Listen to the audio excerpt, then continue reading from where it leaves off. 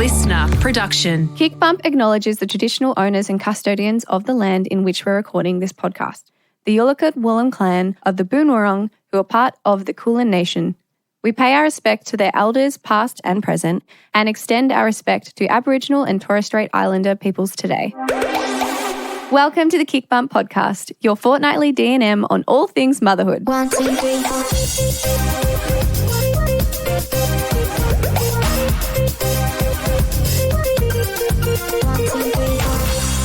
Welcome back to the pod, guys, and welcome, Mandy. Hello, good to be here. Always happy to have you. And look, I feel like everyone knows you by now, but for those who don't, Mandy is our producer of both the KicPod and KicBump Pod. That infiltrates my way through. Is that the right word? Does infiltrate mean like you're like weaving your way in? Your magic. Yeah. That's what you do. But don't say you weaved your way in. No, as in like I'm always butting in, you know? You guys are chatting and I'm like, I want to be in great, the though. We love conversation. it. We love it. And I'm so glad I have you here for these intros because I'm sure it'll be a lot more boring if I was sitting here by myself. Well, no, it's more so that I can ask you questions that I know the audience wants to hear because you would just skim over things. And I'm like, hang on, wait a second. Give me more detail about that juicy information you just gave. But before we jump into today's guest, you tend to give a Harvey update on your adorable little 2-year-old. Yes. What's he been up to?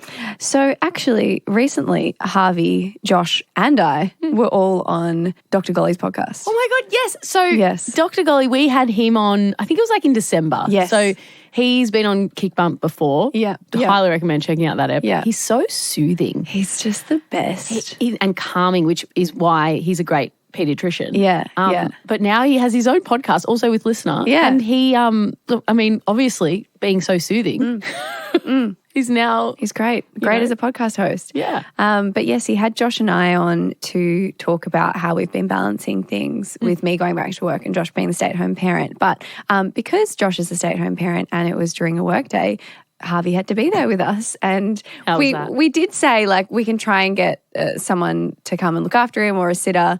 But they're like, no, it's fine. Like, it's a Yeah, it adds to... Because he's got a parenthood podcast. Yeah. So Dr. Golly and the Experts is what it's called. Yeah. So if you want to go back and listen to that episode, it is live. Yeah. I'll put the link to your episode in the show notes. Amazing. But it was just so funny because like Josh had bought this little snack box for Harvey. He did a really good job at bringing him snacks because that kind of keeps him occupied for a while. So he just sat at the end of the table, had some headphones on. We had Blippi, because we had Blippi playing for him off Josh's phone. I thought he had headphones on listening to what you were recording. I was like, no. what? And so that kept him occupied for like a good 20 minutes. So that was solid. And I was like, this is amazing. Anyway, then he hopped down and he wanted to start tugging at cords and playing with the screens. And there was like this machine with all the buttons and he wanted to press all the buttons. Turning the mics off. Yeah, great. And then someone who was helping with the recording came in and decided to give him coloured permanent markers. I'm guessing this person they doesn't need have to be fired. children. But it was like I saw it happening in the moment and I was like, are they textures or permanent markers? And when I realised they were permanent markers, I was like, we're mid podcast. You've got to be I want to know who this producer was. Doberman. I feel terrible that I forgot his name. Funny. I feel so bad. But no, look, the intention was so lovely. Like I was grateful he was like sneaking in to try and keep him occupied. But the permanent markers ended up going everywhere on Harvey's clothes, including Josh's phone screen. Got scribbled on, which I think he's since been able to get off with some stuff. But like, it was quite funny. It was quite funny at the time. Anyway, we actually got through the episode and it was a really good chat. So that was awesome. But I think my update with Harvey within that is that whilst he's like definitely still dependent on us, his imagination is growing so much now that he's actually at the age where he kind of plays by himself. And so now, like, we've got like a baby monitor in his playroom. So, like, just say we're playing upstairs, but someone comes to the door, or like I need to go down and make myself a coffee. We can do that because we can watch him the entire time that we do that. And it's just sometimes I get so lost just watching him play by himself, and I'll sneak back upstairs and I'll just stand there watching him, like, playing by himself and speaking his own little language to his teddies and stuff. And it's just, it's so cute, so sweet. I love when kids are just old enough to have conversations, right? I saw a TikTok yesterday that was these 2 3-year-olds. Yeah. So he's probably maybe a year off doing this. There were 2 3-year-olds holding hands and they're like, want to hold my hand? Okay. And they're like, do you have naps? yeah, I have naps. Oh, so this is the cutest thing ever. Like when they're able to have conversations with other miniature people. Yeah. Oh my God. Harvey's like piecing probably 4 words together now, but he'll get like 2 or 3 and he'll say them in order. But then as soon as it's like 4, 5 or 6 words, he's like, Mum's big blue hat, beanie, Harvey outside. And I'm like, yep. Yeah. That's correct. I mean, to be fair, like that's how because I'm not great at speaking Italian, but my mum, both my parents are Italian. My mum speaks it a lot. And like when I'm trying to speak Italian, I just piece together like jacket, outside, cold. Yeah. Do I need a jacket to go outside? Yeah. It's cold. You know? And everyone understands it. It's fine. So good on him. Oh, it's just the best. He's at such a fun age. Testing age, but so fun as well. But anyway, that is enough of now because I'm really excited for today's guest. We've got Leonie Akidanor, who is the mother of 2 toddlers, Noah and Charlie, and she is the host of Parenthood podcast. And on her podcast, she often speaks to parents about challenges that they face, and she offers expert advice on topics like point scoring in a relationship, loss of identity after being a parent, sexless marriages, so much. And in today's episode, we wanted to focus on the topic of relationships for couples with kids because I know it's so hard to find the time and energy for your relationship. You generally have to schedule it aside. And I really wanted to kind of actually ask her a few questions and have my own little session with her because it's something that Josh and I are navigating at the moment with 2, I suppose, very different daily lives, you could say. And then we're also kind of at our core different in what recharges us or who we are. So we'll get into that all in the podcast, but I hope you guys enjoy this. I'm so excited to chat to Leonie. Leonie, welcome. Thank you. I'm so excited to be here. So excited to have you here. And I feel like it's a little selfish of me, but I'm excited to have like my own little session with you, I think. And I hope that everyone else gets something out of it too.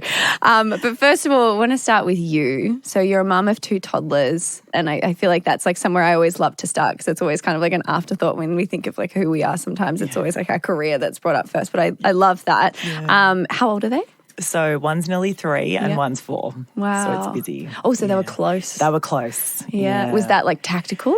It was sort of. I wanted probably an 18-month to 2-year gap. Yeah. And I was like, okay, I'll start early because I'm type A. Yeah. So I'm like, as soon as I decide what I want and if I decide, it's exactly 2 years and we start trying exactly 2 years ahead, I'll get really crazy about it. Yeah. So I'll be like spreadsheeting and be like the apps and stuff. So I was like, how about we just start like 6 to 8 months earlier and just kind of chill with it and see what happens and then build up to that, And then I felt pregnant quite quickly and I was like, oh, okay, well, I guess we're going with that then. Yeah. So. I couldn't imagine. My son's just over 2, but we're not trying anytime soon. But I've got some friends who have had them pretty close together and it's a juggle. It's a lot. You're amazing. Yeah. But also outside of that, as I already mentioned in the intro as well, you've got your own podcast, which is so incredible. And I cannot wait to take my own deep dive into a lot of your episodes because I was reading through them and I was like, oh, I need to listen to that. Oh, that's really great. So highly recommend everyone goes and checks that out. Do you mind talking through why you started that podcast and kind of how it started and where you are now? Because you've been doing it for about 3 years. Yeah. So basically with both of my children, I had both pre and postnatal depression. Okay. By the second time around, I was like, God, you've got to be kidding me. Like I'm well versed in this at this point. I only gave birth like 18 months ago sort of thing. So I'm like, why is this happening again? Yeah. My second Charlie was 6 weeks old and I was sitting there in like the depth of despair being like, what can I do? Like I'm just so frustrated that I'm in this situation again. And I thought, I want to hear other people's stories of struggle. Like give me the juice. Don't just, surface level. Let's get into it. So I looked at a few podcast options and what I felt was missing was probably both people's perspective if you are in a couple. I'm like, okay, mums have their perspectives, dads have theirs, and same-sex couples obviously, have their dynamic as well. But, what's really going on behind closed doors? And so I actually started the podcast initially from a mum's perspective. So the first 3 episodes were more around mum struggles.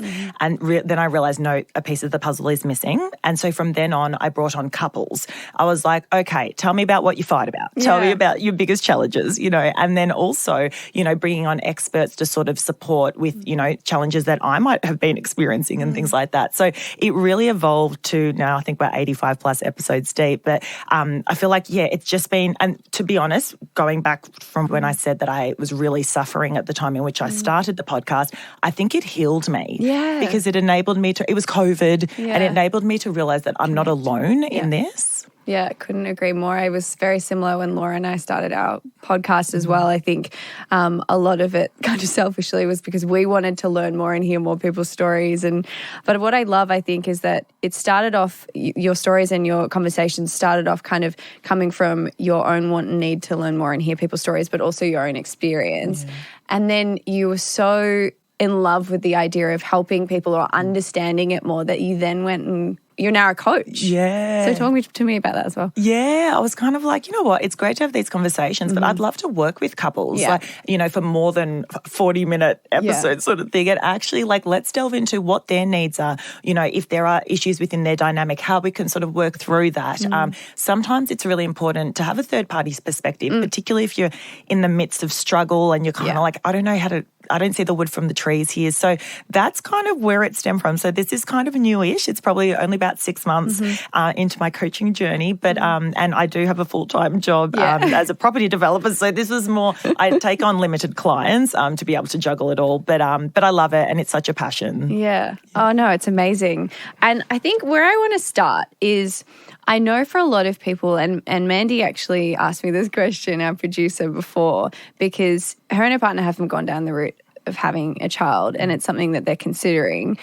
But she spoke of a fear that I know a lot of people, a lot of friends of mine have even said the same thing, and they've asked me what it's like as someone with a toddler and a partner, of how it's going to change the dynamic of your relationship, because for such a long time for a lot of couples, everyone's really different obviously in what part of the journey in their relationship that it happens, but you're alone together, you can really prioritize each other, and then outside of each other you can prioritize yourself. And it's really quite, I don't want to say simple because everyone's got their things and then family issues and all that sort of stuff. So it's definitely still complicated, but it's a little clearer than when you suddenly have another human that you don't just have to love and appreciate, but you're actually responsible for and take a lot of energy from you. So then the dynamic completely switches. And I know that a lot of people can be fearful of that. So I suppose, what are the common kind of challenges you see in the conversations or the work that you've done? What are the kind of common challenges that you see that come up? Yeah, and it's such a valid point what you're saying. You go from where we're going to have brunch on a Sunday to literally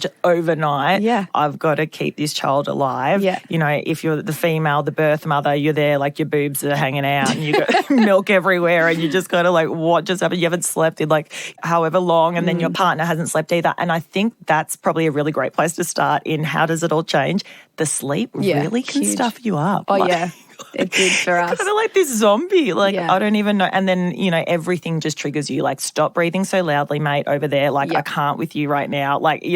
And so how does it change? And what are the sort of the common themes we see? A lot of it sort of stems from resentment. Yeah. So everyone's just doing the best they can in their situation. Yeah. But often, if the birth mother is home with the child, she'll feel, and I say this because I felt the same way, she'll feel a little bit of resentment when husband or partner leaves to go to work, for example, right? Because it's well, you're not chained to this thing, and I love this thing, but I want 5 minutes in the shower without having to worry about anything else but that, and so I'm resentful. Yeah. The partner who goes off to work, let's call it, is to some extent resentful that they're going to miss out on all the things that this new baby that they're obsessed with, they don't get to be there every minute. And they often come home to a family dynamic where, mum is there delirious, grumpy, snapping at them because they're like, dude, I've been here all day with this kid. Yeah. And you swagger on in, here, take the kid sort of thing.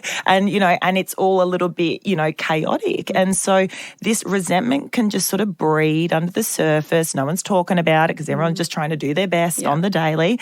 And often if you're not really discussing it, it will end up blowing up, because, I don't know, someone didn't do the, fit the dishwasher in the certain way, or like my coffee, shouldn't have been there. It should have been on this side of the table. Like, it's always over the silliest things that finally, you'll start communicating what's really going on. Yeah. And do you think that, because that's obviously a lot of that is, I mean, there's some similarities that do carry on even as they're toddlers, but a lot of that is in the kind of sleep deprivation and everything is in the early stages. When you kind of find more of a routine and maybe the kid's past 1 year old, what then switches in the relationship? Like, what do you find then? Yeah, we find a lot of point scoring can happen. So it's kind of like, well, hold on, you went off with your mates on Saturday and I just want to go get my nails done and I can't do that because we haven't teed that up in our schedule. Right. And now I'm a little bit resentful. But hey, no, hold on. But I did the dinner last night. But and it's the point scoring. And again, I'm so guilty of right? that. So guilty of that. Wow. Like, dude, what the hell? Yeah.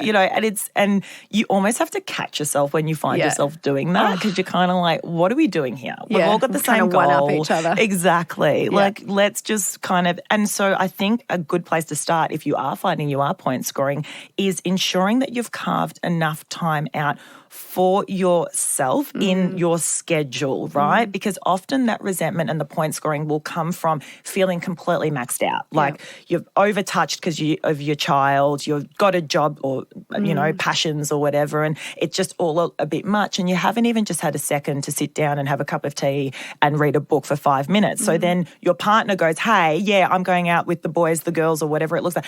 And then you're like, well, now I'm jealous. So I'm going to remember that, put that notch on the board. Then they do something, put another notch on the board, and then, point scoring happens. Oh, I can definitely see that. I mean, I feel very, very fortunate for the position Josh and I have had because when Harvey was born, it was in the midst of COVID. Josh also left, we both left a company that we were working with, and so he didn't necessarily have any full-time work on at the time. So he was very available in those early stages, in those sleep-deprived moments. We really shared the load a lot. I was breastfeeding, so obviously he couldn't do that. Yeah. But other than that, he was very hands-on, and I'm so grateful for that time because I think from the get-go we were able to kind of see how hard it was from both perspectives. But I find it quite interesting because I think I still definitely do the point scoring, and I think I even do it in like who's more tired. I don't know why. It's like a competition with he might say he's really tired. And I'm like, really? Are you tired? Do you know how tired I am? And it's like, why can't we just both be tired? It's okay. I don't know what it is. And I think you're right. I think sometimes it might be a level of resentment in some way, but I think for me it might be coming up subconsciously because there's a part of me that sometimes envies him being at home all day with Harvey in some way. But then he also does the same for me, being able to have adult conversations all day at work. So it's been an interesting dynamic. And I think the other thing that I wanted to chat to you today about is for us, at our core, we're two very different people in the way that we recharge as well. I love my alone time and I need my alone time to be sane. Josh is very social and he loves being social. He loves having friends over. He loves talking. He's very affectionate. And he spends his whole day with a toddler. And not many of his friends, have kids, let alone would have been the stay-at-home parent anyway, and they're all working. So he doesn't have the same kind of community that I might have had, or I do have if I wanted to, in the days throughout the week, like a mum community. So he's quite alone all day, and all he's craving is attention and love and a conversation with an adult. And I get home and I've had a whole day in the office. Love my team, but they're long days with a lot of people and my job's very collaborative. I get home, I spend all this time, the last hour of Harvey's day with him to just soak up that time and put him down and have that special time with him. That once he's down, my son, I'm like, oh, okay. Now I need to be by myself. But that's when Josh is like, hey, so how's your day? And everything. And it's amazing. I'd rather him want to spend time with me than the latter, of course. But it's hard because you're right. I struggle sometimes to actually carve out the time to be alone. And I think for me, that's really important.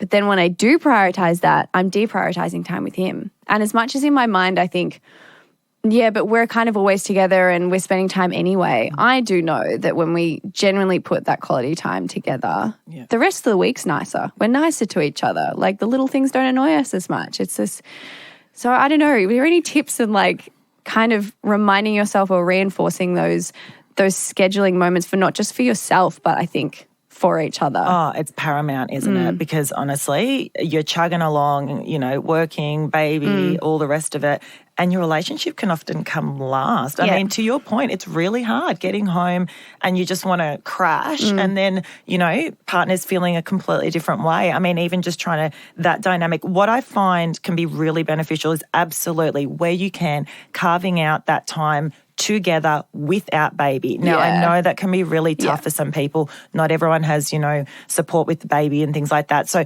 maybe it's even when you're pushing the pram and walking to the park together and, have using that as your time, or nap time on a Saturday when the baby sleeps from 1 till 2. Pretty much the only time we have sex. Right. Making the most of that time as much as possible. So, but really kind of like making a conscious effort to do that and know that, okay, this is going to be our time for the hour or whatever it looks like. If you can go for a date, even better. But I know that that's not, not everyone's in a position to be able to do that. But you're right, it is a conscious effort. And going back to your question prior, how does it change before kids versus now? Now it's an effort. Yeah. Now you've got to put those dates in the diary, right? Because before we would just be like, do you want to go out tonight? Sure. Totally. And you just all your love, all your affection, all your physical touch, all of that goes to that one person. Yeah. And now often as, mothers and parents, you're touched out because these kids are all over you. They're throwing up on you. They're hugging you. They're wrestling you. I've got 2 boys. They're wrestling on the floor. I get down and they're wrestling on me. Like I'm touched out. Yeah. So, and I need to be really mindful of that because funnily enough, my husband, Jules, his love language is physical touch. Yeah. And I'm like, of course he bloody is. Yeah.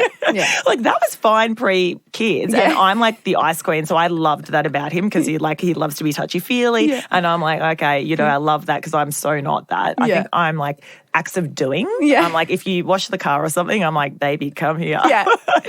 And so I've got to be really mindful of that because I'm sitting there going, I'm touched out, but, physical touch doesn't necessarily have to be, your quality time. Yeah. Right. Yeah.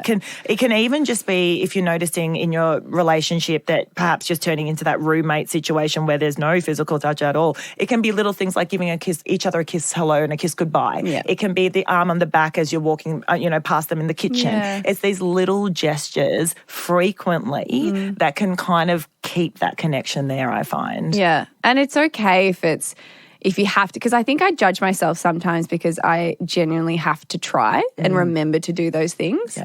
Whereas I feel like Josh, it's so beautiful. It all comes so, it's not like it doesn't come natural to me, but he's so affectionate and it really does hurt him if I come home and I just get all over Harvey and I have barely acknowledged the fact that he's there. And I can understand that. I can totally see that. But it is something that I consciously have to think about sometimes. And I think I get so bogged down on that and really judge myself for that because it's why are you this way? You love him. He's your soulmate. Why is it so hard to remember? And I don't know what it is, but it is something in the dynamic that's switched since Harvey existed. Yes. Yeah. And I feel like that's so normal. So don't get down on yourself. We all do it. I think all of us can resonate. And also, as females as well, we have an extra layer of touch with these children that perhaps our partners don't have. From the breastfeeding part all the way through to now I've got 2 beautiful little boys and I would say they're kind of mummy's boys. They always want hugs from mummy and, and so it can, you've kind of maxed out on that. So we all have to, I say we all, most of us would have to consciously remind ourselves to give a little love to our partners. Yeah, 100. And I think it's okay as well if it's different. It has to be different now. It has to be scheduled. I know it feels weird or different because you might miss that kind of spontaneity you used to have, but that's okay. It's just different now. And if you don't try that, you generally will lose touch with each other, which is horrible and scary as well. I suppose how is there any ways in which is it literally just looking at each other's calendars or scheduling it? How do you do it? As far as making time? Making time for each other. My Google, my Apple phone calendar is I have the family color and the it's actually, because particularly if we're going to get a babysitter in or whatever that looks like, we'll plan that date night 6 weeks in advance. If it's just everyday stuff, like the Saturday when they're napping, I need to make a conscious effort to be home and maybe, we can have sexy time or whatever, watch something together or whatever. Then it's almost like I will just know to kind of keep my diary open for that time. Like but it's a conscious effort. I don't know. How do you do it? Yeah, I think I'm similar, and it's interesting. I don't use my calendar, but maybe I should, because I feel like that's what I used to do whenever I fell out of motivation with exercise. I would schedule it in my calendar and be like, you're doing this kick workout on Tuesday. So I feel like that makes a lot of sense. I think for us, I'm very conscious that he doesn't get a lot of adult time throughout the week. And I mean that with me, but also with his friends. And so often I'll try and keep my weekends as free as possible to kind of leave him the chance to, I don't know, catch up with friends or get out of the house and do something. But it's quite beautiful because more often than not, he kind of gets to the end of the week and he just wants to spend time with me. Bless him. But I think that's what I try and do, is I try and consciously do that. And then because I'm actively doing that, and I suppose not just piling up my free time with other things to do, there is that time for each other. But yeah, it is definitely a conscious thing. 1, 2, 3, 4. I wanted to go back now to scheduling that time for yourself, because I do think that's like equally as important. I've got a girlfriend who has 2 little ones, and she's a stay-at-home parent, and she has been for the last 3.5 years. And what you said earlier about being touched out, she spoke to me about it the other day. And I kind of asked her if she's ever alone, and she admitted that she hasn't. She doesn't. And look, they're not in a financial position where she can go nuts and go do anything or go shopping or whatever. However, I said to her, I was like, why don't you just go for a walk by yourself? Like, because he's home in the afternoon. So it's like, why don't you just go for a walk during one of your kids' naps, and then you can just kind of be by yourself, listen to a podcast, do whatever. Go sit at a park with a cup of tea in your hand, look at a pond, like literally anything. But it's a change of habit for her. Like, she's like, yeah, I suppose I could do that, but we were literally talking about different ways, and I was like, maybe set a reminder on your phone, or like, it's funny because you get so used to putting everyone else first, which she does, and she's the most caring, beautiful person, and especially with her kids, that she's just kind of forgetting to really schedule in time for herself. But like, is that just as equally as important as spending time with your partner? 100%. And I think, it's fundamental to even start feeling sexy again. Like I feel like I can't, if I don't have the opportunity to, go for a walk and listen to a podcast for half an hour, or, just to break things up a little bit. I'm just thinking back to the time when the boys were really young, and that was bliss, right? To have that little bit of time. There was just no way, if Jules came up to me and touched me on the arm, if I had not had that self-care time, I would have just been like, I can't. Like, I just, and I find, speaking to couples as well, the more they prioritise the self-care piece, the more they start feeling a little bit more like themselves again, the more they can start feeling a bit sexy, and then the relationship piece will follow often. So I did the same thing. I put it in my calendar, and on the family calendar, I was like, when Jules gets home from work at 6:30, Leonie's going for a half an hour walk. It's in the calendar. Sorry, mate, the kids are yours. I'm out of here. Fortunate that I can do that. I've got a partner, and for those who are single parents, superheroes.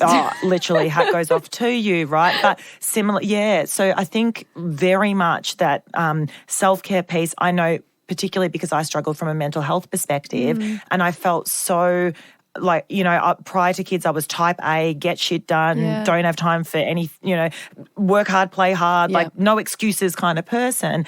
And then going into experiencing depression and just being like, I don't care about getting up this morning. I can't. Like, it's, complete 360. In order for me to pick myself up and start feeling like myself again, it was critical that I started prioritising that time. So, I mean, and to the point around your friend, although, she may not realise how critical it is to have that self-care time, life will seem more fluid, I guess, or something. She'll just feel better just generally carving out even those 15 minutes. And she might not be able to see that right now because she's in this habit of just like go, the kids and all of that. But often what I find, and it's, again, more speaking to couples about this, sometimes this little piece of resentment of like, oh, I'd love a bit of time to myself, or, my partner's going off and doing their thing, and that's okay, it's okay, just sweep that under the rug. It's fine. And it does a eventually get to a point where something will happen where it all sort of comes out, and then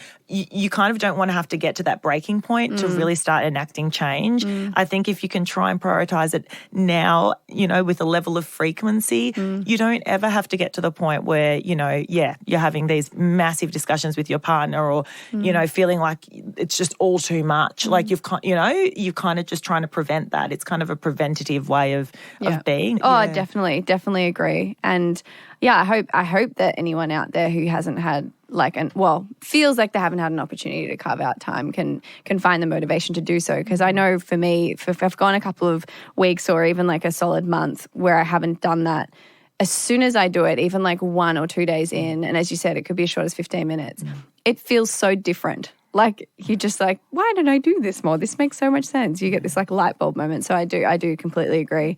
I wanted to talk further on the whole one-up thing because I would love to know, I love Josh so much and I care for him so much and I do genuinely appreciate everything that he does. Honestly, he's a better stay-at-home and housekeeper than I would ever be. He's amazing.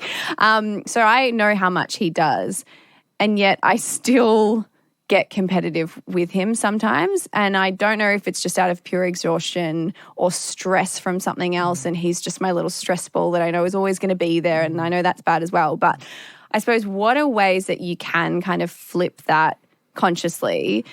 Because I would love to get to a point where, as you said, no one's perfect, and even you who is aware of it, sometimes you do it too. So I'm not expecting it to just like flip a switch and go away. But how can you become more conscious of, I suppose, the other person and what they might be going through, and I don't know, find a more reasonable way of speaking about things? I don't know how to explain it. No, I so hear you. I'm like, Jules is the first person I'll like snap at, or because they're safe. They're just kind of there, and I guess you're both trying to do the right thing and look after the kids, put dinner on the table together. But I think it really comes down to your own state. Yeah. And so if you have had a massive day at work or whatever it is that you do, and you're kind of like on edge a little, or you might not even realize you are on edge, but you're just exhausted, right? You get home and you've got, the little one to deal with. You can't fully just simmer down straight away. I think it's just human nature that if things, your partner says something or whatever, you're going to bite back again because they're the safe person. So I think what can we do? I guess even in a busy day, I mean, similar to you, I have quite a demanding schedule during the day. And I find that if I firstly don't do my exercise, and that might even be 30 minutes of like some dumbbells downstairs at my place. Like it doesn't have to be sexy in a gym or anything, but just like a little bit of time, or it might be a 10-minute meditation. But the point is, if I have prioritized myself for a period of time within my day, then I know I'm going home at kind of a better version of myself. So I'm probably less likely to snap or to say, give my partner a hard time. So they say self-care, yes, it's for you, but it's also for the people around you. You're just a better version of yourself. Yeah, I can see that. That makes a lot of sense. I feel like that makes a lot of sense. I think the other thing I've been trying to do lately is also, if I know I have to work late, or if I know that I'm going to have to log back on after dinner, or if I know that I've had a really hard day, I almost just message him and I'm just like, just FYI. Yes. Tread carefully today. I did that one the other day. I was like, when are you getting back from work? Because the kids are driving me bloody nuts, and I just want to let you know it's been a terrible day. Yeah. So, I hope that you get back by 6. And he just writes back, I'll be back by 6. And I'm like, you know what you're getting yourself into. Yeah. And then when he did come home, I was like, cool, kids are yours. I went upstairs and I watched like an episode of Real Housewives or something. I was like, I need my time. And I've given you the heads up. We don't even have to talk about it now. Yeah. You know, because I sent you that text. And so I think sometimes it's kind of, advantageous if you are feeling a little stressed to communicate that as nicely as you can through a text message or whatever that looks like, to give them a heads up, because otherwise he would have come through the door. I probably would have been like, you're 1 minute late and bloody hell, and all the things, and they're kind of caught off guard. And so I'm an advocate for that. Yeah. If you need to text and communicate, I mean, communication is everything, right? Oh, totally. Absolutely. And I feel like it's been like, we've obviously spoken, it kind of sounds negative, so I don't want to scare you, Mandy. I feel like you're listening and you're like, cool, so probably won't have kids. But no, I don't, like, I think it's so important that people are aware, because it definitely changes the dynamic, and it's it's unfortunately, it is something that if you're not in it together and you unite and you have these conversations and everything like that, it really can also break a relationship. So it's important to be aware of. But I do also want to say, I want to touch on some of the positives. Because I will also say, like, I feel like my love for Josh now, or my appreciation for Josh, is so different since seeing him be a dad. Yeah. And do you see that too? Do you see like almost like the type of love or affection does switch as well? Oh, it's more, I feel like it's even more wholesome, right? Because you're seeing them in a different light. They're caring for your one and only, you know, and it's just, you loved them before, but I think, it's almost like, wow, this has really solidified our love even further in a way. I mean, God, you still do my head in, but totally. But like, it feels like a more wholesome, well-rounded love. I totally agree. And I think this is where, as much as relationships are work and you've got to communicate and maybe over-communicate, it's also when you do have those nuggets of time together, it's bliss. Like, I just sit at a restaurant. I'm a bit of a foodie. Sit at a restaurant. Jules is opposite me, and we've booked it in 8 weeks before, and there we are. You know, lift the wine up, have a clink, and I go, "This is the best feeling in the world." Like, this was even a better feeling than when we dated the first time. You're so much more appreciative of that time, aren't you? Right? Yeah. Like, so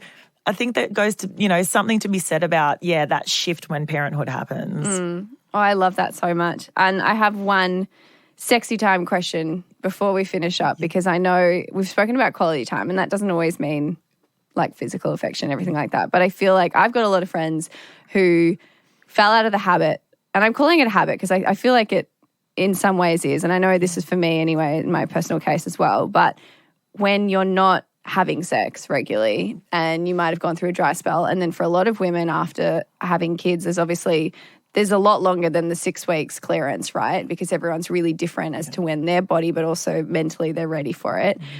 And it can be so long sometimes that you're just kind of, do I even need to do this anymore? Like, I'm living, I'm all right. Like, you know, and I feel like it would be so common that I suppose sexual spark or chemistry does fade, especially in that first year. So what do you say to couples who might be struggling with that? Yeah, absolutely. And this is such a hot topic even on our podcast. So I guess first and foremost, it's so normal. And as you said, you know, to some extent we've all experienced that. The research sort of has two kind of avenues you can go down. One's a little bit, I think people would probably have a bit more to say about this, but it is an option. You can, if you're not feeling it, you can just jump back on that horse, and then when you're in it, often people will go, oh, I love this. Why don't we do this more often? So true. It's just kind of getting there, right? Often it's the getting there piece. There's that avenue. The other avenue is if that's not your jam, communicating that to your partner, and I know it sounds lame, but it's actually like, hey, babe, I'm aware that we haven't had sex in like 3 months or whatever. You know, I love you. I am sort of struggling at the moment because of X, Y, and Z that's going on. Like, I feel like, you know, let's take baby steps to get back there. Not to say that the partner will be like, oh, that's fine, no dramas at all. But the point is, at least you've aired it. The next step often from couples that I speak to who have been in this situation is that the partner who isn't feeling it will go, I need to prioritize me a little bit more because I'm just giving so much. So that self-care piece starts kicking in. As soon as they start prioritizing themselves again, they have more love for their partners too, right? And then generally, you know, sex will happen, you know, in time. So there's no simple fix. But I do think there's something to be said about feeling really good in your own skin. And I know that's so hard as parents, you know, with all the things that we've got, but really prioritizing that ourselves as a starting point. And, you know, I remember when I had my little one, Noah, and it was probably a year in, and I went, you know, I was feeling myself a little bit more. I'd gone for a couple of runs and I went to Victoria's Secret and bought a whole heap of little lingerie, just starting to feel a bit more my pre-baby self. And only until you do these little acts can you then go, oh, hey, babe, over there. Like, it's been a minute, right? So I think, two avenues to consider. Yeah, and just, I suppose, not putting any time pressure on when it happens, but if you're not ready for it, being open for that conversation, I think is super important, because I think maybe that's where I've gone wrong in the past is I haven't really been open with how I'm feeling, and so I'll just kind of avoid it. And he just thinks I'm like maybe not attracted to him anymore, which is so not the case. Yes. So I love that. Thank you so much. I feel like there was so many golden nuggets is what we like to call it, golden nuggets of advice in this conversation. And I just want to go and listen to all of your other conversations you've had because I feel like there is just so much to learn from other people's stories and feeling very inspired to be more conscious as a partner. Go give your hubby a nice kitchen cuddle when you get home or something. I love you. Exactly. Thank you so much. No, thank you so much for having me on.